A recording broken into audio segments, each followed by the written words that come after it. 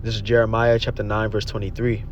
Thus said the Lord, let not the wise man glory in his wisdom, neither let the mighty man glory in his might.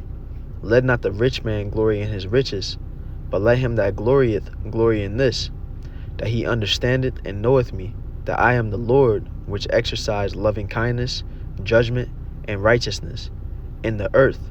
For in these things I delight, said the Lord Yahweh.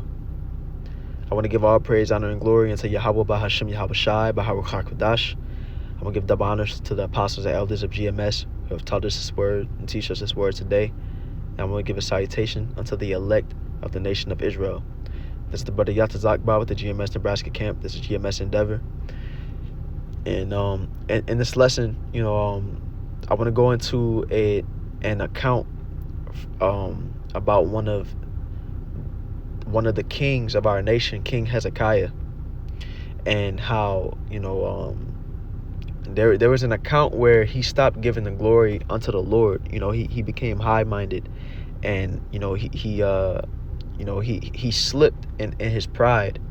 And it's something that us and how we're walking in this truth and trying to serve Yahweh Ba'ashem Yahweh Shai is something that we can learn from, and really just liken it to ourselves and make sure that we're in the right mindset based off of this example.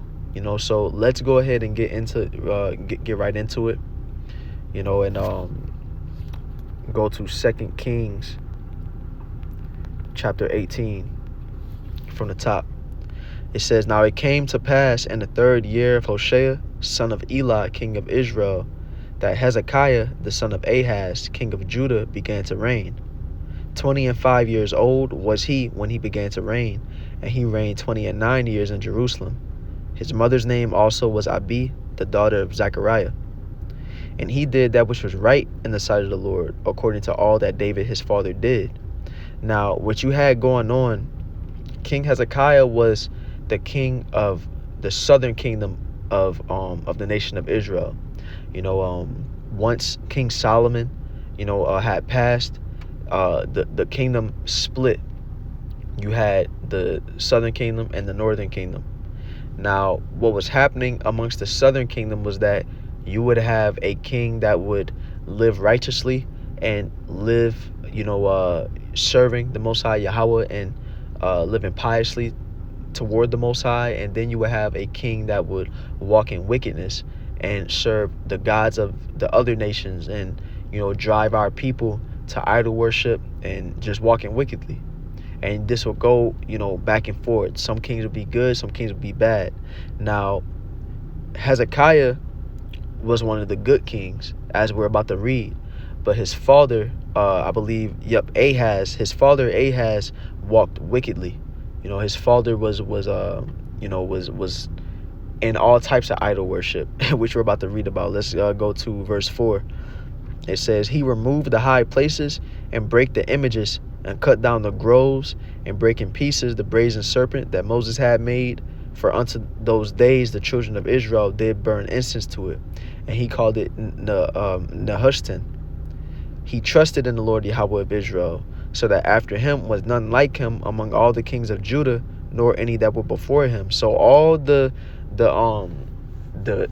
idols that his father had set up, the idols, the idols, the groves, the temples and stuff that his father and those who were in the land had set up, Hezekiah had it all taken down and destroyed.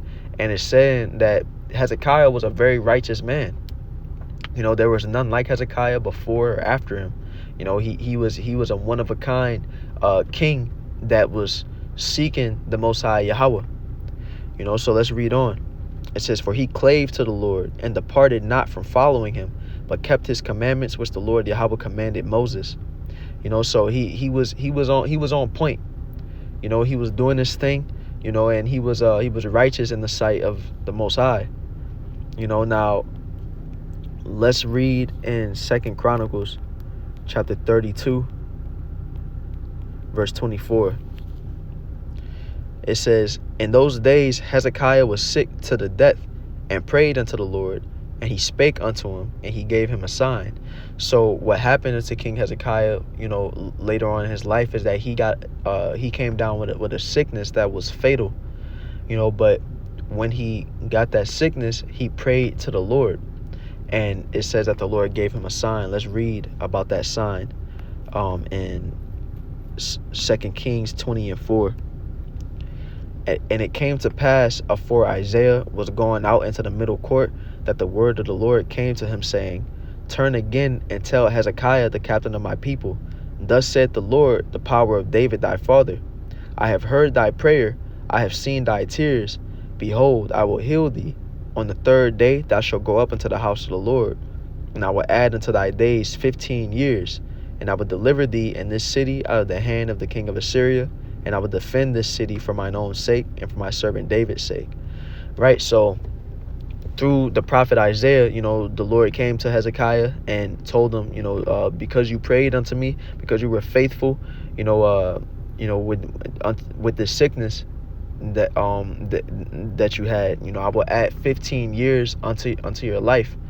And it also says that the southern kingdom was going to be freed from being vassals unto the king of Assyria, because after King Hezekiah got healed from his sickness, he revolted against the Assyrians, and he was successful through the power of the Most High, and he lived on. So let's go back to 2 Chronicles chapter 32. Let's read on where we were at, and let's go down to verse 25. So it says, But Hezekiah rendered not again according to the benefit done unto him, for his heart was lifted up. Therefore there was wrath upon him and upon Judah and Jerusalem. So what happened after Hezekiah got healed from his sickness, he got high-minded. For whatever reason, he got prideful, and his mind was lifted up, and he got into the mindset that everything that the Most High was doing for him, the riches that he was giving him, the success that the Lord was giving Hezekiah, and the way that he was prospering, he got into the mindset that it was of his own will. As we read on, it says, let's read verse 26. It says, Notwithstanding, Hezekiah humbled himself for the pride of his heart, both he and the inhabitants of Jerusalem, so that the wrath of the Lord came not upon them in the days of Hezekiah. So eventually Hezekiah humbled himself, but we're going to read about what he did in those days before he humbled himself, right after he got healed from that sickness and he was in that prideful mind. So it says, And Hezekiah had exceeding much riches and honor, and he made himself treasuries for silver and for gold and for precious stones and for spices and for shields and for all manner of pleasant jewels, storehouses also for the increase of corn and wine and oil, and stalls for all manner of beasts, and coats for flocks. Moreover, he provided him cities and possessions of flocks and herds in abundance, for the Most High had given him substance very much. So Hezekiah, and our people were very rich at this time, because this is real riches. Gold and silver and tangible things are real riches. So he, the Lord made it where he was abundant in these things, and he put much things in Hezekiah's hand. So let's read on. It says, This same Hezekiah also stopped the upper watercourse of Gihon, and brought it straight down to the west side of the city of David. And Hezekiah prospered in all his works. Howbeit, in the business of the ambassadors of the princes of Babylon, who was sent unto him to inquire of the wonder that was done in the land, the Most High left him to try him, that he might know all that was in his heart. So this is something that happened after, Hezekiah was healed. There were ambassadors from Babylon that was sent unto Hezekiah to see everything that Hezekiah had amassed in his rule, and to see the success that our nation was in at the time, or that the southern kingdom was in at the time. But it's saying that what it said, the Lord left him to try him. So basically, the Lord used that event to test Hezekiah to see how he was going to react when them ambassadors came. When they came to him like, man, like you got all this stuff, your kingdom is so rich. How did you do it? The Lord wanted to see how Hezekiah would respond. So let's go to Isaiah chapter 39, verse 1. At that time, Merodach-Baladan, the son of Baladan, king of Babylon, sent letters and a present to Hezekiah, for he had heard that he had been sick and was recovered. So that present, that's when them ambassadors came. Them ambassadors came with, gifts from Babylon, and, basically to see, like I mentioned before, to talk to Hezekiah and, see, how he had did everything and amassed everything he got. So how did Hezekiah respond? What does it say in verse 2? And Hezekiah was glad of them and showed them the house of his precious things, the silver and the gold and the spices and the precious ointment and all the house of his armor and all that was found in his treasures. There was nothing in his house nor in all his dominion that Hezekiah showed them not. So the way that Hezekiah responded, it doesn't say that he gave praises unto the Lord. It doesn't say that he, mentioned that it was through the Most High that he did what he did, or that he was thankful to the Most High, or that he didn't give no praises to the Lord. But Hezekiah did when they came and, was inquiring about his success and his riches and things of the sort. He started flexing. he showed them everything he had. Man, you think this a lot, man? Look, I'm gonna take you through my whole house and show you all this stuff I got. And he was basically, he got prideful and just, high-minded and was flexing, and basically like showing them what he did instead of what the Most High had did, if that makes sense. So let's read on. It says in verse 3, Salakia. It says, Then came Isaiah the prophet unto King Hezekiah, and said unto him, What said these men? And from whence came they unto thee? And Hezekiah said, They are come from a far country unto me, even from Babylon. Then said he, What have they seen in thine house? And Hezekiah answered, All that is in mine house have they seen. There is nothing among my treasures that I have not showed them. Like, he showed them all his coolest stuff, all the abundance of the things that he had. And what does it say? It says, Then said Isaiah to Hezekiah, Hear the word of the Lord of hosts. Behold, the days come that all that is in thine house, and that which thy fathers have laid up in store until this day, shall be carried to Babylon. Nothing shall be left, said the Lord. And of thy sons that shall issue from thee, which thou shalt beget, shall they take away, and they shall be eunuchs in the palace of the king of Babylon. So we know that this, took place because when Nebuchadnezzar came up, he took the southern kingdom into captivity. He made us, originally he just made us vassals unto Babylon, and took the nobles of our people. But eventually, when King Zedekiah rebelled against Nebuchadnezzar came back, destroyed the city of Jerusalem, destroyed the temple, and took a mass amount of our people into captivity in Babylon. So that prophecy came to pass. But the reason why Isaiah prophesied this against Hezekiah was because of the fact that Hezekiah got high-minded when the heathen came and asked why we were in such a good case, how Hezekiah was so successful. He didn't give praises unto the Lord. And so the Lord said that that your people after you are going to go into captivity. There was a punishment for it, really. So it says, verse 8, Then said Hezekiah to Isaiah, Good is the word of the Lord which thou hast spoken. He said, Moreover, for there shall be peace and truth in my days. So the Lord didn't bring punishment upon Hezekiah himself, because again, this is a small moment in the whole of Hezekiah's life. You know, like we read before, Hezekiah was a righteous and pious man. You know, for the most part, Hezekiah was living well unto the Most High, and he was serving the Most High, and you know, seeking him.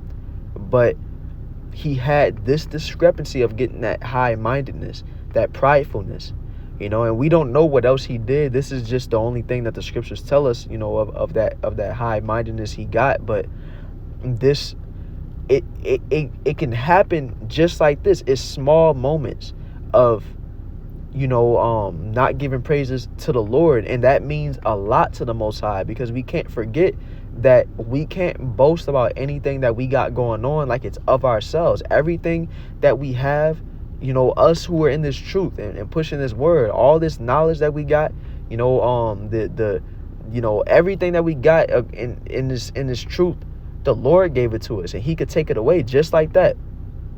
So we can't forget that, and you know, and slip and think that because we read and you know, take our notes and, you know, get the precepts and, you know, listen to the videos and study, just because we're doing that, that means that that's why we have, you know, the truth. That's why we have the wisdom we have. Yes, of course, we study to show thyself approved unto the Most High, but it's not of our own effort or merit that the Lord has given us what he's given us. Like the scriptures say, you know, he's given some eyes that they should not see and ears that they should not hear. The Lord just opened it up to us. He's the one that allowed us to be in the position that we're at. Just like with Moses, I don't know the scripture right now, but maybe I can find it. Let me see. I want to try to find it. Salakia.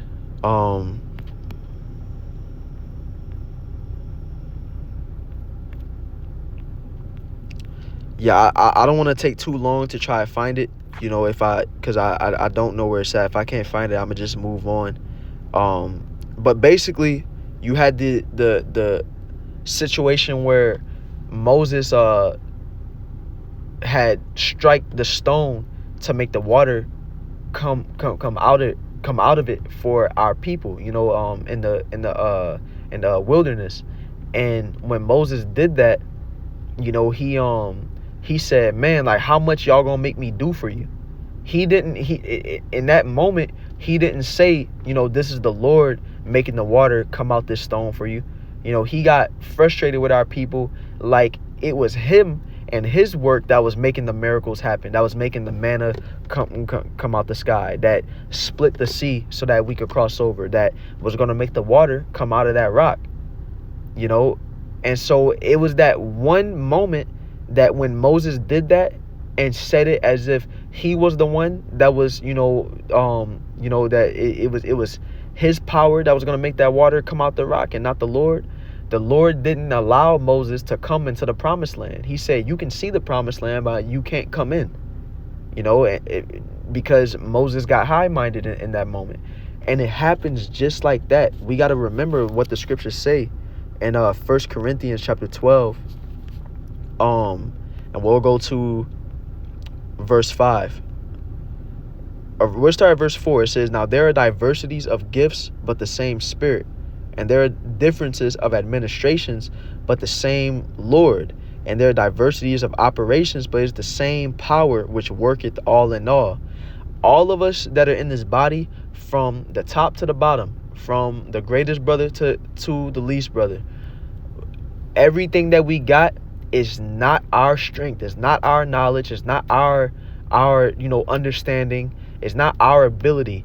It's the Lord working through us to make this, to make this work. That's why so much, a great destruction is going to come upon Esau the way that it's going to come upon him, because Esau is is living and, ruling as if it's his power that's allowing him to be in the position that he's in.